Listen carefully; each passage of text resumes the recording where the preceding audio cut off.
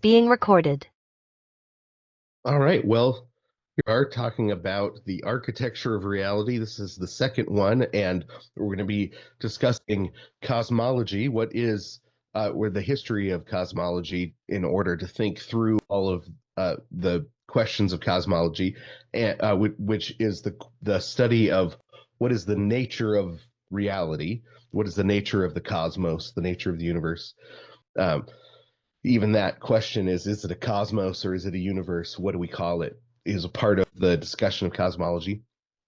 And we'll be discussing anthropology. What is man and what place does he have? What is the place that he has in the cosmos? Um, as modern people, we tend to feel very dislodged from reality, right? We feel dislodged from our place, or we don't know our place, or we don't believe there is a place. We don't believe there's a place we fit, or that this place fits together. And that feeling of dislodgement, the Gnostics called it flungness. That we have been flung from our proper place in reality, and that feeling, because modernity is in many ways, and postmodernity is a return to a Gnostic cosmology. That flungness is something that we all experience, even when we know it's not true in a technical sense. We know that we have a place, we know who we are, where our place is. We often still go through periods where we feel that. And you see just watched the new Bob Dylan movie. It was brilliantly done. It's a tragic story. If you walk away thinking Bob Dylan is now my hero, you've missed some things. Obviously, he's a great artist, great poet, great songwriter, great musician. But what they capture really well is his inability to find a place where he fits, to share it, and the way that it's destructive to him. And that was the experience of a lot of people in the 20s and the 30s. A lot of the poetry of the 20s and the 30s is about that. The masculine poetry of the 20s and the 30s is about that. The poetry of the 50s and the 60s comes, well, the late 40s, really, it flows back in powerfully, affecting people.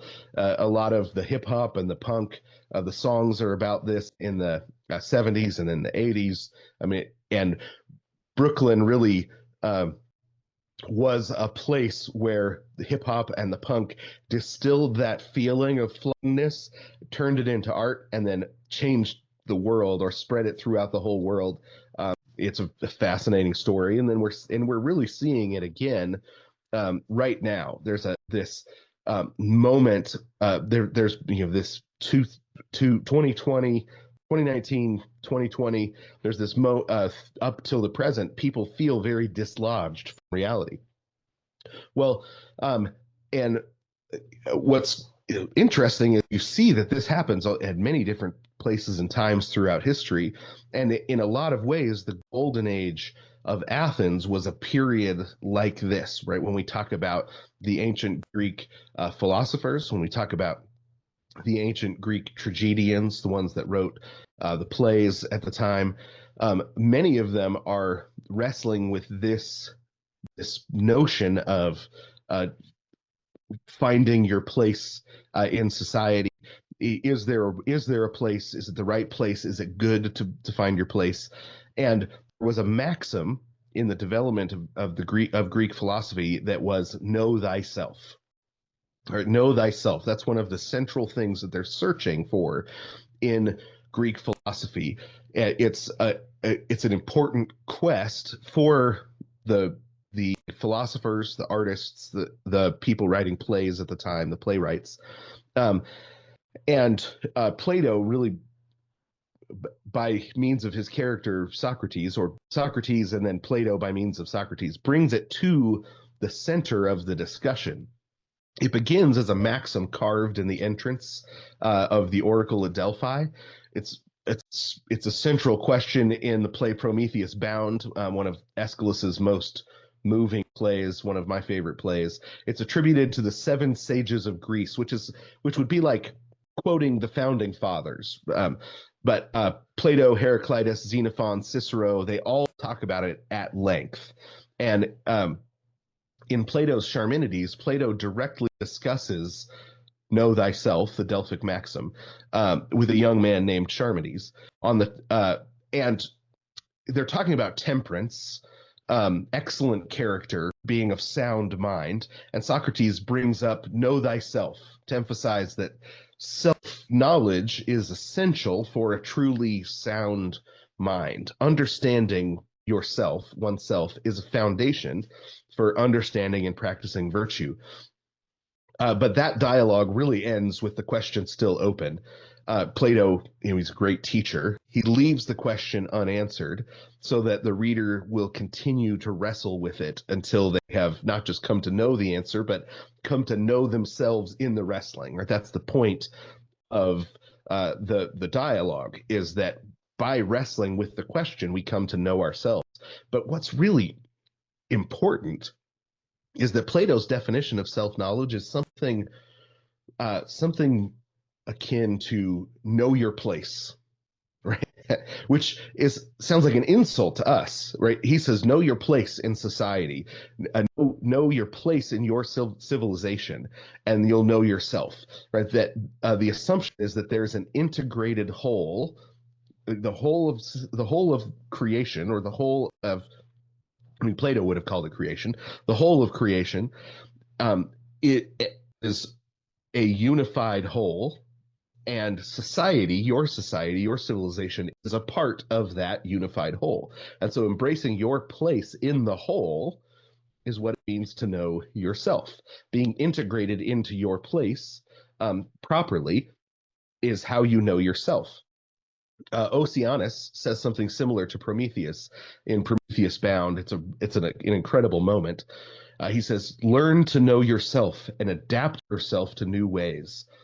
For new also is this ruler among the gods, right? So he's saying society's order is changing. And self-knowledge means you embracing your place in this newborn society that's being, born out of the changes. Now, when we use the phrase, because we still use the phrase, we've inverted its meaning, because now know thyself means know who you are apart from society. Know yourself directly. The older definition of reality, where an integrated whole has a proper place for you, where we know ourselves in the eye of others, or that other people's knowledge of us, we see ourselves only through the eyes of others. We can't see ourselves directly, but when we integrate into a community, we learn who we are through the eyes and mouths of others. That's actually beyond what we can imagine. I mean, this is the reason when a marriage goes bad, it's so we become self-destructive, because the primary mirror, our spouse in our life, becomes a funhouse mirror. We can't see ourselves because we can't see ourselves directly. We're always seeing ourselves in the eyes of others. And when a marriage goes horribly wrong, our sense of self is destroyed. Our understanding of ourself is destroyed, because when we're loved well by when spouses love one another well, they actually establish a sense of self that's very solid by seeing them when you're loved, when you're seen in loving eyes. Well, and when society breaks down, there's a lot of the inability to really know ourselves well. But that understanding is beyond how we think, because we think true self-knowledge is rebellion against the place that society is trying to push us into. It's rebellion against our limitations, rebellion against society's coercive placement of us. That's when you find, that's how you be true to yourself, is pressing against society's coercive placement of us into our place. But the ancients knew what we have forgotten, right? Embracing our place, welcoming our limitations, integrates us into reality. And there's a lot of satisfaction to be found when you really know your place in society, you embrace it, you enjoy it, and you're grateful for it. And I know many of you, as you listen to it, you're already thinking, but, right? But um, my what has really expanded my imagination about this a lot is when you read through the ancients and the medievals, and you see them finding uh, joy and happiness within the limitations, in a way that we really struggle with. Um, Freud, one of the things that his argument against the existence of God, he says basically that we look at our father, and then we project a father up past the clouds, and we just do that because we need a crutch to exist. We can't just face down the hard reality that there isn't any order, right? There isn't any order, and so we invent God in order to, because our psyche needs it. It for the health of our mind, the health of our psyche. And what's interesting is what that means is true reality is bad for our psyche, according to Freud, right? And the but that is the